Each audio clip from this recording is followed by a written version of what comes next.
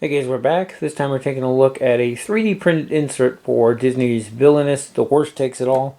And this was an attempt to get all of the expansions into one box.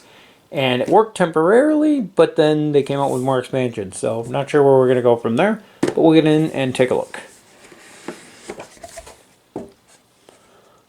So right off the bat, you see here, we are completely full.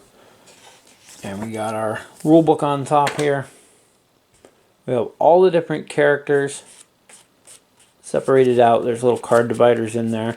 This will not support sleeved cards, however, basically because the insert is a perfect fit for the decks as it is. Sleeve cards will make them thicker. You could probably do that if you used something else to separate these or didn't put as many decks in here. Still working on something for that. We have two of these containers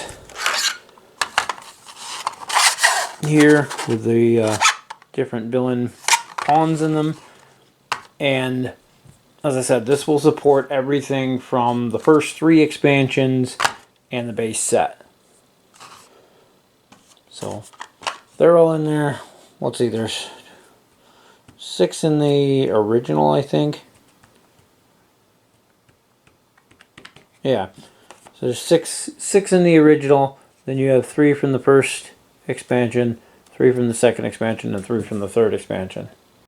So 15 characters in all will actually fit in here. You have this neat little token tray in the middle here that holds the Dalmatian tokens as well as Pete's objectives.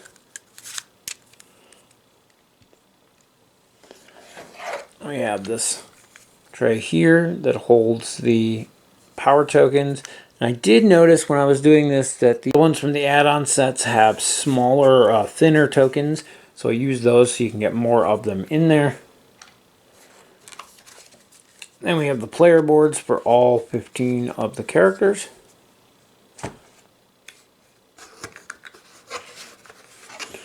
I have this tray here for the Fate and Lock tokens, and they actually have a thing so you can push down and pull them up. It only fits, I think, 3 Fate tokens in here, really 2. The third one's kind of just extra. I don't think you're ever going to need that many, depending on what you're playing. 2's probably plenty. And then the Lock tokens up here. Again, the same thing. There's a little indentation in the bottom so you can push on one corner to take them out. And then we have this bottom tray here, which holds all of the objective cards there, and then all of the various books for the characters. And you also put the Red Again token and Rapunzel down there. And then these are my Mother Gothel trust tokens that I printed up for myself. They're something separate, but they work. And then these all stack neatly back in here to fill it all in. There is, I don't know if I can do this without dumping the cards, which is the only downside to this. To save on space, there is no bottom on these. It's literally a tray with lines across for the deck dividers.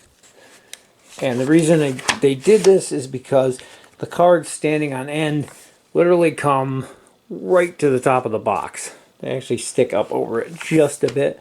So if there was a bottom in there, it would stick up even higher.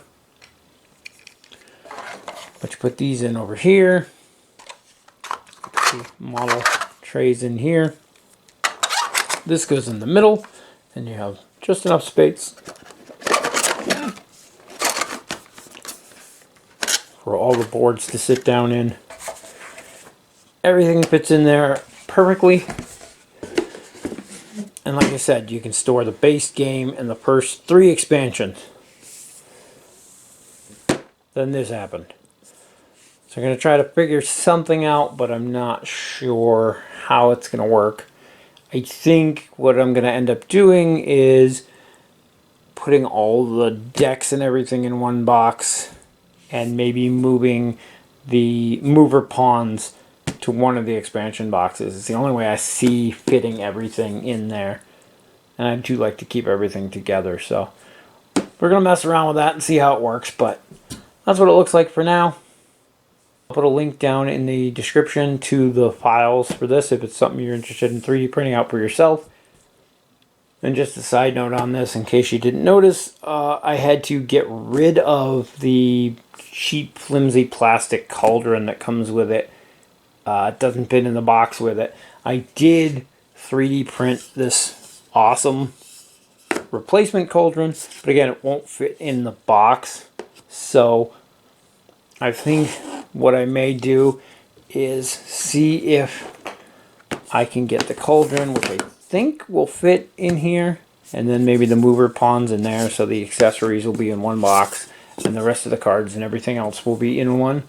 That's the plan, but I really love the model for this, and I will put that down in the description as well. You can also find a bunch of places on Etsy that are making these and selling them, so you don't have to print it yourself if you don't have a printer.